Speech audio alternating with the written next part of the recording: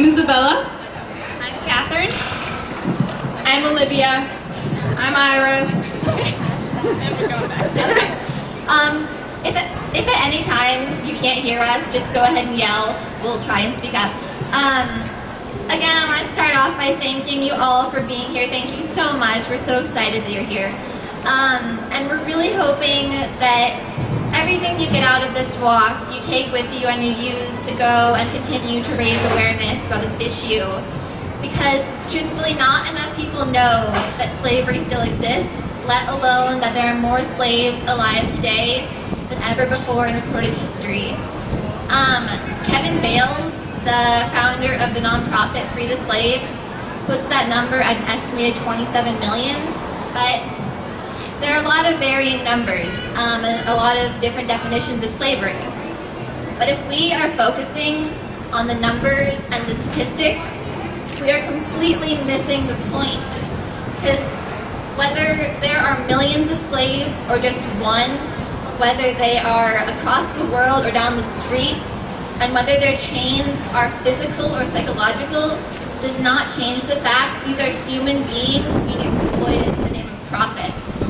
And that's something we can't stand for.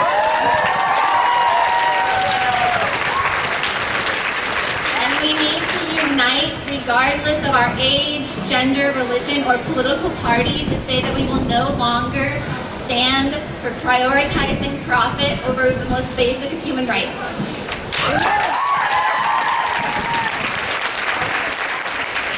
So this is basically why our group Youth Ending Slavery began.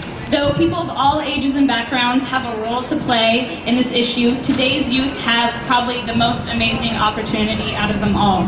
As tomorrow's leaders, we will be the ones deciding what our world will look like for future generations. With the awareness of this issue and the opportunity to stand up for the oppressed comes the responsibility to do so. So although slavery is deeply ingrained in many aspects of our lives, we can and must create a society where it is not tolerated.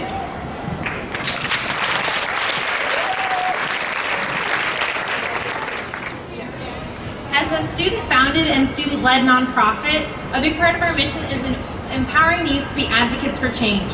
Of course, the main purpose of this particular event is to raise awareness about the issue. We really want to emphasize the power and the importance of the youth getting involved in today's issues. We can't let our age lead us to believe that we won't be heard or that we can't make a change, because we can. As Margaret Mead said, never doubt that a small group of thoughtful, committed citizens can change the world.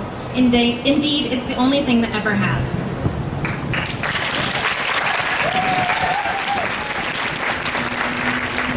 But to see the change we're talking about, we have to start somewhere. When it comes to seeking a better future, hope is not enough. It must be accompanied by action. We can't sit around simply knowing that slavery is horrible and thinking that it will subsequently disappear. So where do we start? Awareness. Educating ourselves, educating others, and making educated decisions based on that information. We have to open our eyes to the fact that our actions contribute to the demand for slavery every single day.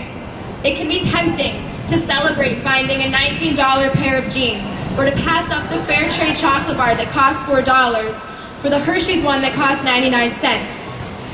But no longer can we do so without acknowledging that by buying from companies that use slave labor, we are part of the demand for slavery. It is time to become a part of the solution and instead support companies that make human rights their priority.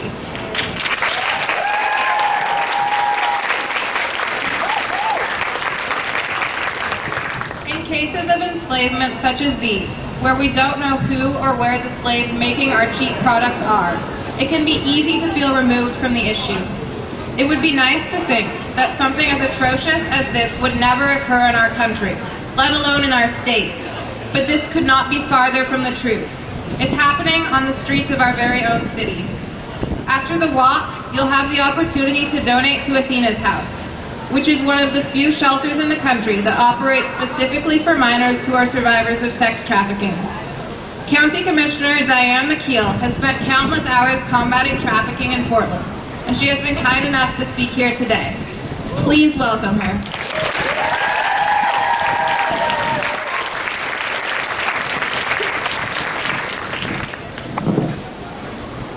you so much. It's truly an honor for me to be here with you. And are they not some of the most inspirational?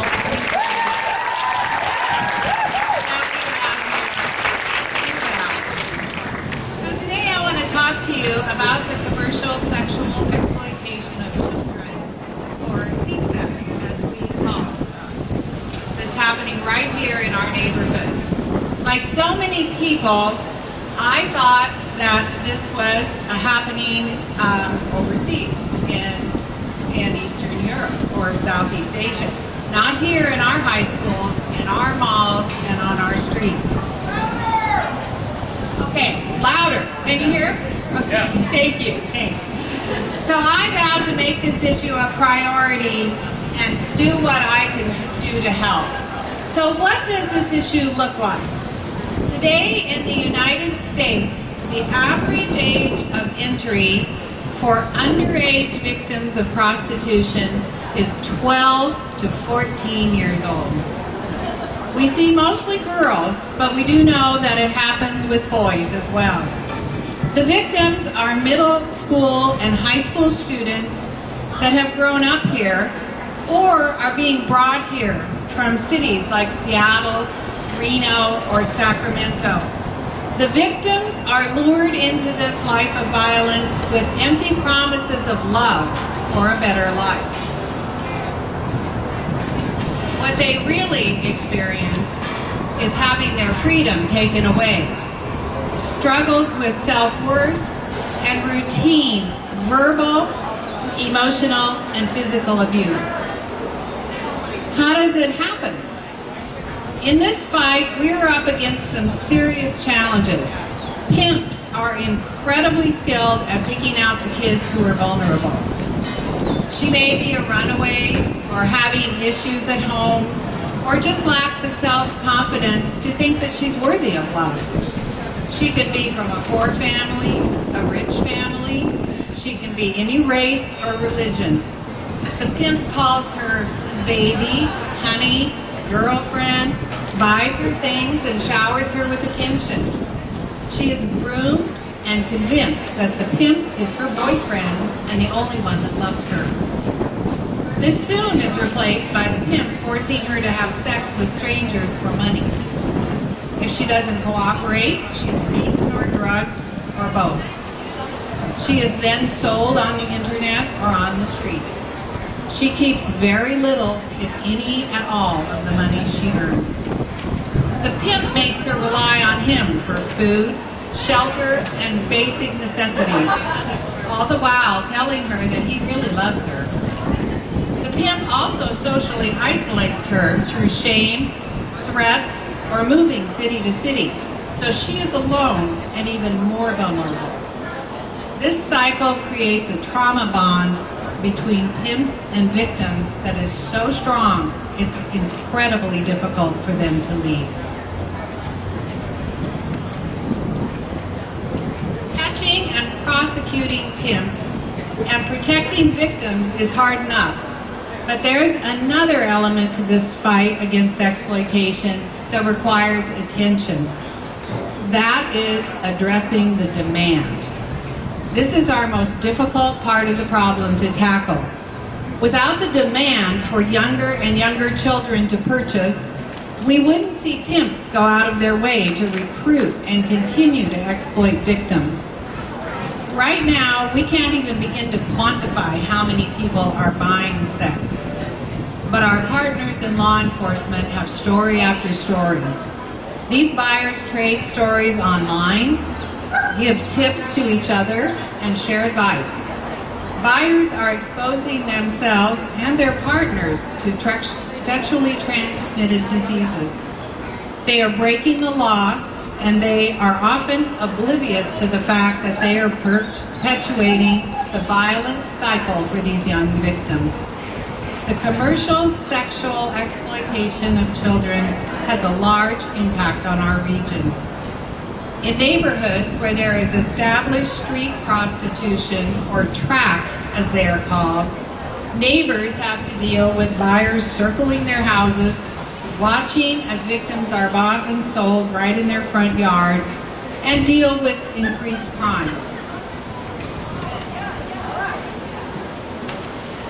In government, we see huge costs associated with getting victims the services they need to recover from the intense trauma and violence they experience while exploited.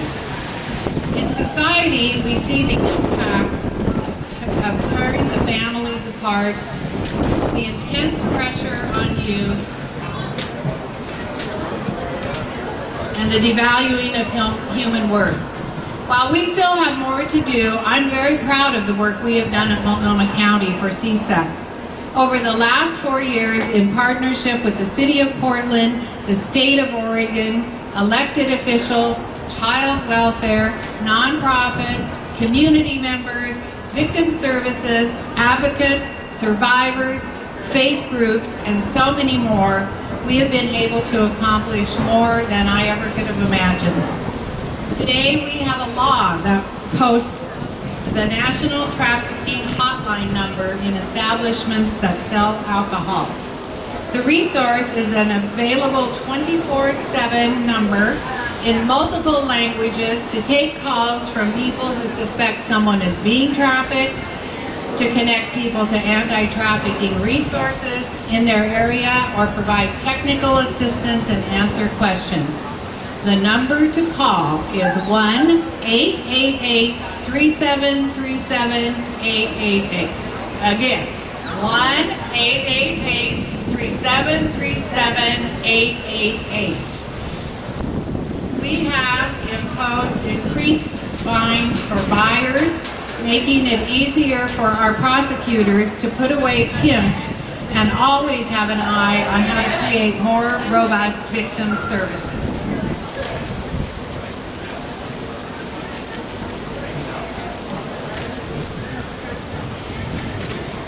In the next legislative session, we will continue to work on passing laws that make it easier to convict buyers and pimps and extend the time that they are supervised when released from jail to help ensure that they can't victimize any additional youth.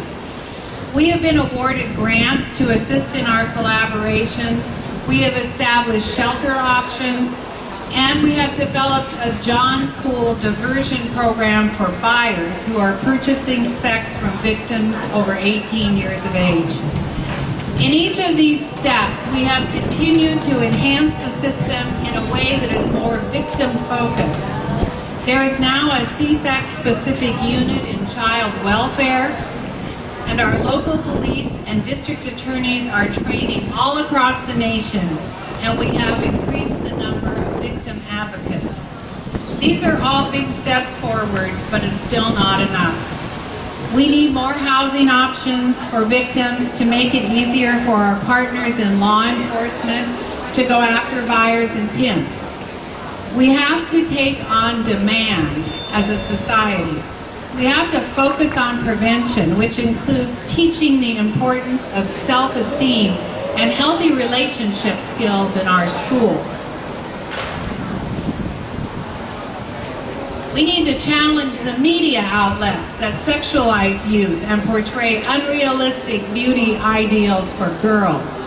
We must give our young boys the true tools to be responsible, thoughtful young men. These are not easy tasks, but together we can make a difference.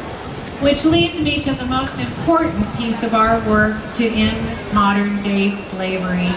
We need you. Collectively, we have to decide if we want to live in a community, a city, a region, a state, a country, and a world that allows this exploitation to continue.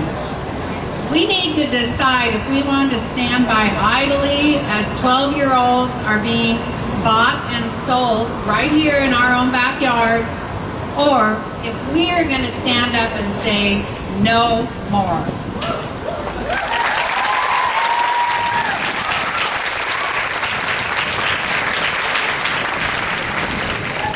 You have the power to challenge the norms we have allowed to continue far too long.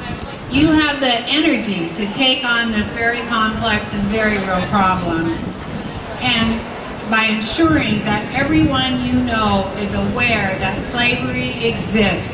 Your voice matters. Use it by talking to your teachers, your parents, your elected officials, to let them all know that this is important. Stay involved in organizations like Youth Ending Slavery. Help pick up your friends when they are down, and encourage healthy relationships.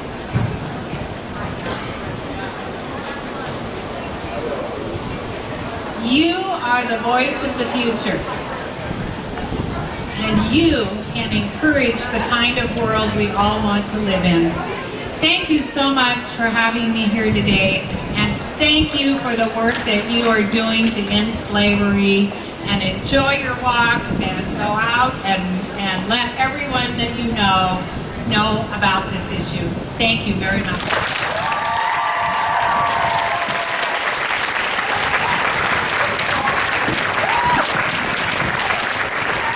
Thank you so much, Commissioner McKeel. As she said, we are about to head out for the walk, but we'd like to outline it for you just so you know where you're going. We will head down Yam Hill through the waterfront, head 1 block to the right down Naito Parkway before turning back on Taylor to return here to Director Park.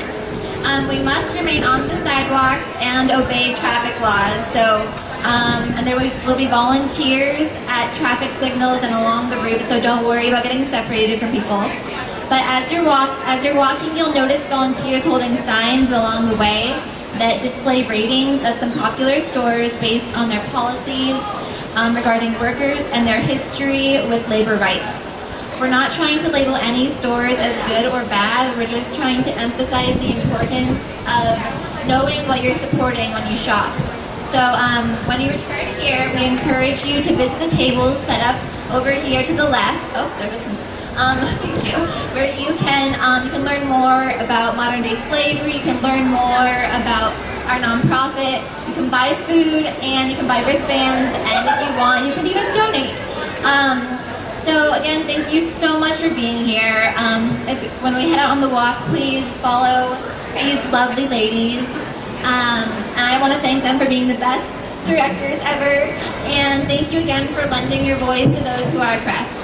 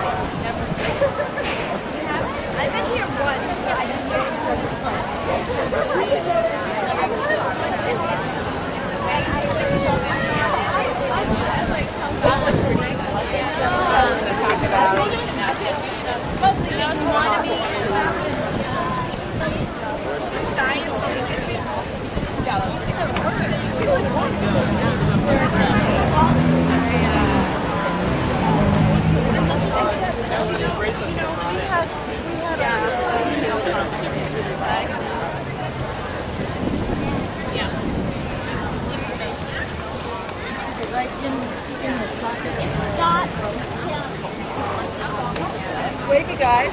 Or the pizza.